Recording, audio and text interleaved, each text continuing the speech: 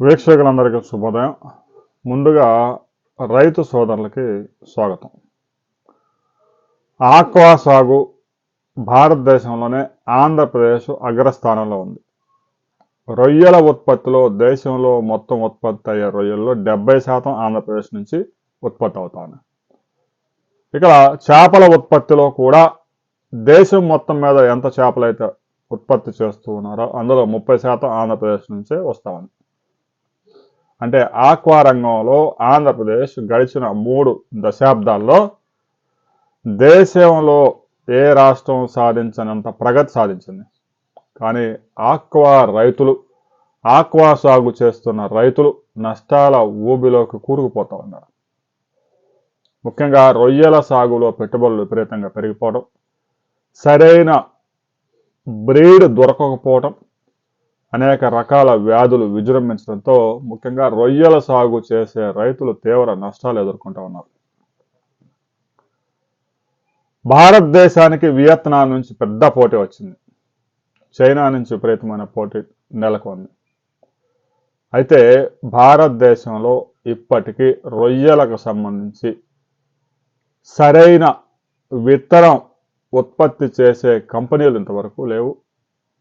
చాలామంది హేచరీస్ పెట్టి దాదాపుగా 550 హేచరీస్ దేశంలో ఉంటే అందులో 450 హేచరీలు ఆంధ్రప్రదేశ్లో పెట్టారు. ఎవరు పడితే వాళ్ళు హేచరీలు పెడతా ఉన్నారు, పిల్లలు ఉత్పత్తి చేస్తూ ఉన్నారు, రైతులకు అందిస్తూ ఉన్నారు. ఆ రైతు 4 నెలలు 5 నెలలు 6 నెలల పాటు పెట్టుబడి అంతా పెట్టి చివరికి వలేస్తే రొయ్య దిగుబడి చూసి రైతుకు మూర్ఛలు వస్తా ఉన్నాయి. ఎకరాకు 3 టన్నులు వద్దని ఎక్స్పెక్టేషన్ చేస్తే చివరికి 1 టన్ను కూడా రావడం లేదు. దీంతో రొయ్యల సాగు చేసిన రైతులు తీవ్రంగా ఎకరాకు 4 లక్షలు 5 లక్షలు నష్టపోతున్నారు. కేంద్ర ప్రభుత్వం ఈ పరిశోధనా సంస్థల మీద నమ్మకం కోల్పోయిందో ఏమో తెలియదు, కానీ వియత్నాం నుంచి బ్రోడర్ తల్లి రొయ్య ఆడ మగ రొయ్యల్ని దిగుమతి చేసుకోవడానికి అనుమతించబోతా ఉంది. అదే కనుక జరిగితే దేశంలో దిగుబడులు పెరిగే అవకాశంతో పాటుగా వియత్నాంలో రొయ్య రైతులు ఏదైతే వ్యాధులు ఎదుర్కొంటున్నారో ఆ వ్యాధులు కూడా దేశంలోకి దిగుమతి అయ్యే ప్రమాదం కూడా ఉందని రైతులు ఆందోళన వ్యక్తం చేస్తూ ఉన్నారు. కేంద్ర ప్రభుత్వం రైతులకు సరైన విత్తనం, అంతర్జాతీయ మార్కెట్లో పోటీని తట్టుకునే విత్తనం అందించాలనే సదుద్దేశంతో ఈ ప్రయత్నాలు చేస్తుంది. ఈరోజు ఢిల్లీలో ఒక కీలక సమావేశం ఉంది. వియత్నాం నుంచి బ్రోడర్ దిగుమతి చేసుకుంటే రొయ్య రైతుకు మేలు జరుగుతుందా కీడు జరుగుతుందా అనే దాని మీద మేధావులతో పాటు రైతులు కూడా పలు రకాల అభిప్రాయాలను వ్యక్తం చేస్తూ ఉన్నారు.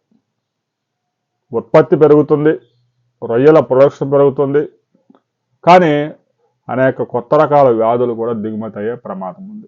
దేశీయంగా బ్రోడర్ డెవలప్మెంట్ జరుగుతూ ఉన్నా కూడా దీని మీద పెద్దగా పరిశోధన లేకపోవడం, ఆ పరిశోధనలు జరిగిన ఫలితాలు పెద్దగా రాకపోవడంతో రైతులు సంక్షోభంలో పడ్డారు. దీనికి తోడు ట్రంప్ అధికారంలోకి వచ్చిన తర్వాత రొయ్యల ఎగుమతుల మీద కూడా పెద్ద ఎఫెక్ట్ పడింది. రొయ్యల ధరలు దారుణంగా పతనం అయిపోయి 230 నుంచి 240 రూపాయలు 250 రూపాయల కౌంట్ని బట్టి మ్యాక్సిమం 300 రూపాయల దాకా నడుస్తూ ఉంది. గిట్టుబాటు అయ్యే పరిస్థితి లేదు. కనీసం రొయ్యలు కేజీ 400 నుంచి 450 500 రూపాయలు అమ్మితే రైతుకి ఎంతో కొంత ప్రాఫిట్ వచ్చే అవకాశం ఉంది. ప్రస్తుతం ఉన్న ధరలు అయితే రైతుకి కనీసం పెట్టుబడులు కూడా వచ్చే అవకాశం లేదు. అందుకే చాలామంది రైతులు సాగును వదిలేయటం, లేదంటే రొయ్యలు తీసేసి చేపల సాగు వైపు ప్రయత్నాలు చేసుకుంటూ ఉన్నారు. రాబోయే కొద్ది గంటల్లో కేంద్ర ప్రభుత్వం ఎలాంటి నిర్ణయం తీసుకోబోతా ఉంది, దీని మీద రైతులు ఎలాంటి అభిప్రాయాలు వ్యక్తం చేయబోతా ఉన్నారు అనే వివరాలతో మరో వీడియోలో మనం కలుసుకుందాం.